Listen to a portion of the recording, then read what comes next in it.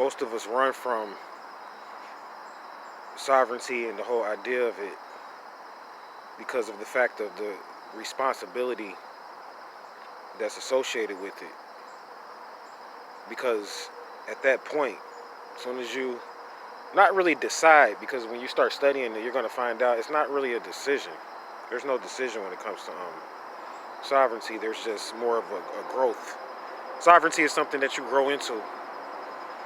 There's no real live, I guess, what I'm saying is it's not like college where you take a test, you're examined, you kind of learn how to act the part. So like say for instance, you're going to college to be a lawyer. You're growing into becoming a lawyer. You're learning how to play the part. Whereas in sovereignty, there's really no choice. It comes to a point where you gain so much knowledge to where the matrix will decide on what level to put you on when it comes to sovereignty, because there's different levels, but no matter what level you're on, there's no choice.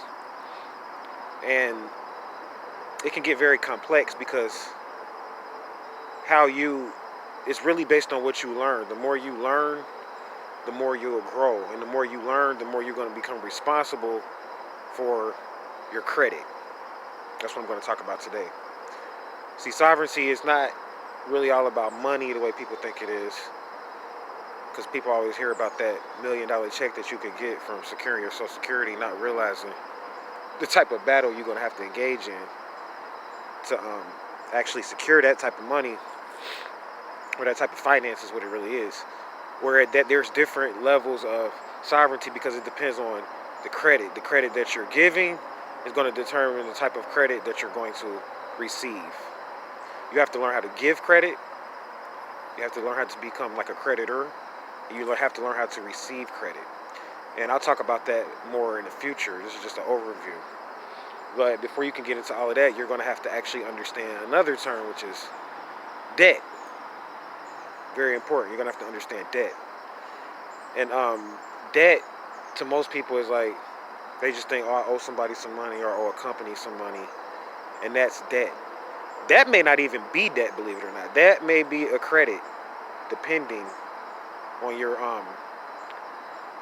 stance and your status and on the level or the degree to which you've accepted the contract for value as to the debt that may be in your name, your straw man name. So that's a whole nother story I'll talk about in the future, going deeper into it. But first you have to understand what debt is, because you create debt yourself.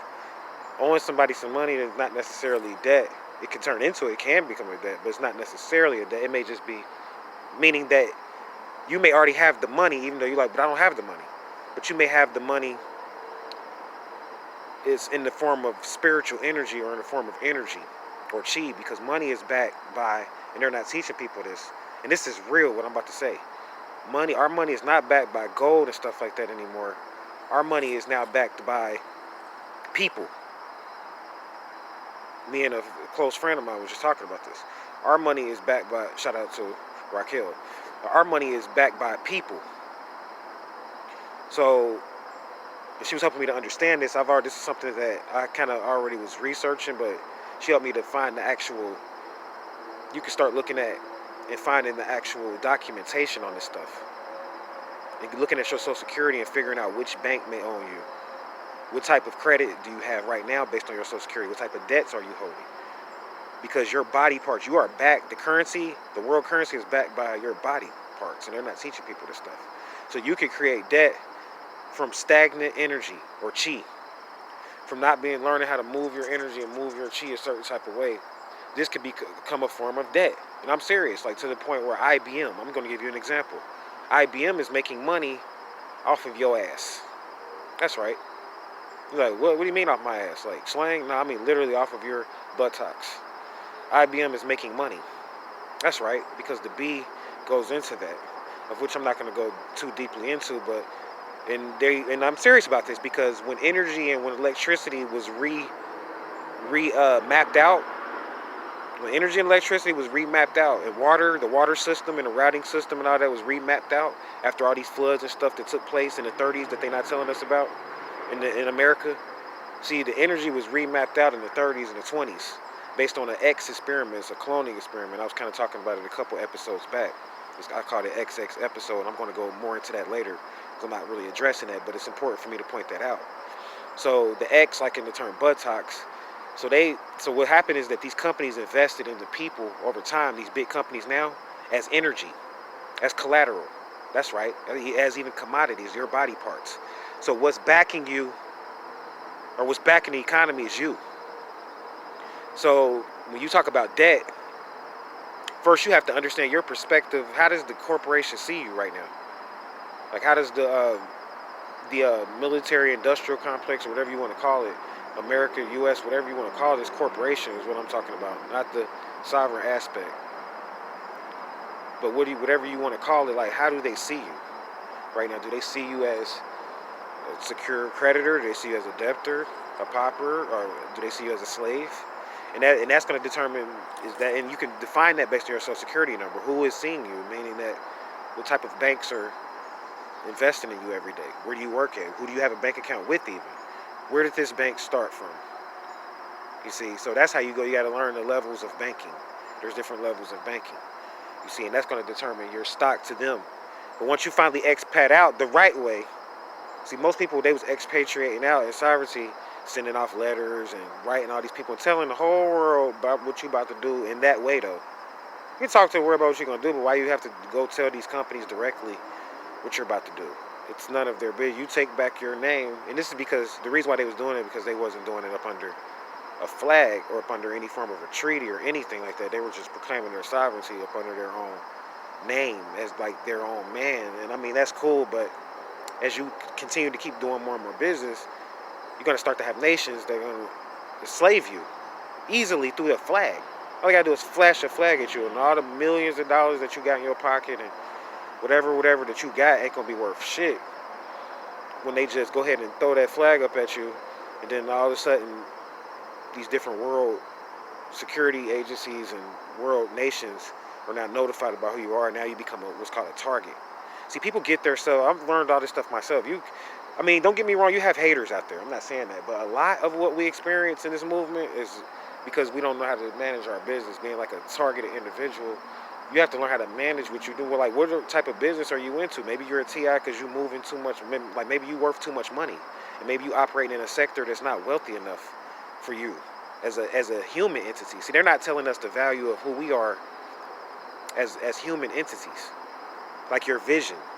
Do you know how your vision is worth money? What banks are investing in it? Oh yeah. It gets that deep. Like I was saying, your buttocks, your feet, your hands. All of these things are different separate commodities, and we have to pay on these things because of the fact that even the point of origin of, like, say for instance, right now they're having a water fight in this area where I'm at. And a lot of people know that I'm trying to establish a land claim over time. So, of course, I'm one of the targets.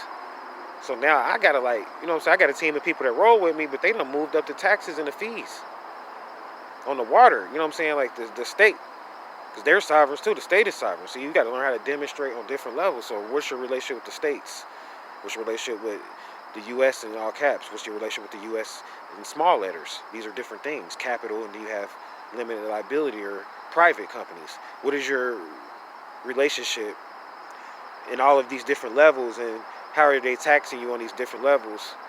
And how are you going to be responsible in getting out of these debts? You like, damn, so basically what you're saying is that I could be paying my bills and still be in debt. Yeah, that's right, because the company that you may be paying your bills to can be in debt.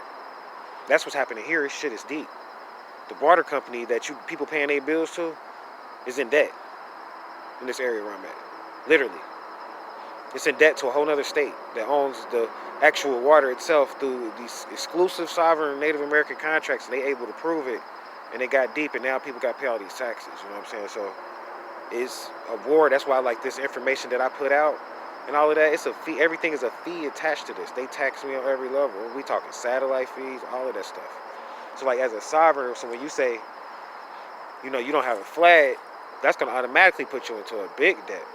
And over time, as you could maybe get away with it for a minute, but over time, as you start to do more and more business, eventually they're going to just declare war on you, and either try to enslave you or invite you into a nation to take on a nationality or something. But at the end of the day, that's why most people getting these secret societies like the Skull and Bones and all of this stuff, because when they start doing world business, see, over here in America, they don't really want to identify with flags and nationality for different reasons, because they don't want to pay the real tax. Like when I talk about debt and the water company owing people money, mind you, or the water company owing money itself to water itself, mind you, you can't pay on water, the commodity of water, not the water company, but you can't pay on the commodity of water with cash. That's when it gets deep, and they don't understand this. There's a certain way you have to pay it. Your body is 75 to 90% water. Your brain is 90%, somewhere around there. And your body has like 75% water in it, something like that. 60 to 75% water. So you are responsible as a being to pay on that. And water is protected up under certain capital. It's just like a lot of stuff that you do. So like you say, you want to own a business or run a business and stuff like that. And you like, but I got all this money, I'm not in debt. I run a business, I make $1 million a day. That could just be nothing but debt. Because of your sector, where you at, your contracts, and how you set up. And if you get into the wrong jurisdiction, you could begin to be extorted, and it may have turned into a robbery or a war that may eventually lead to a robbery or lead to a bunch of deaths that could have been avoided had you had to restructure your paperwork and done your stuff right. So what I'm gonna do is go in the next few videos and talk about like how to get your body out of debt. See, this is where metaphysics comes in at. Remember I said when I was younger, years back, like 10 years ago, when I was talking to you guys, I was talking about how metaphysics one day was going to be the #1 industry, like being a medical doctor or you was going to get paid top dollar. And this is why, because now as we start to learn about the contracts that the Native Americans had, and that even some of the Polish had coming to this country, and all of these different nationalities that came here, or some of them that was already here, the Indians and just different nationalities that came here already had different types of land agreements and stuff like that, to where it can turn into different levels of tax and stuff like that.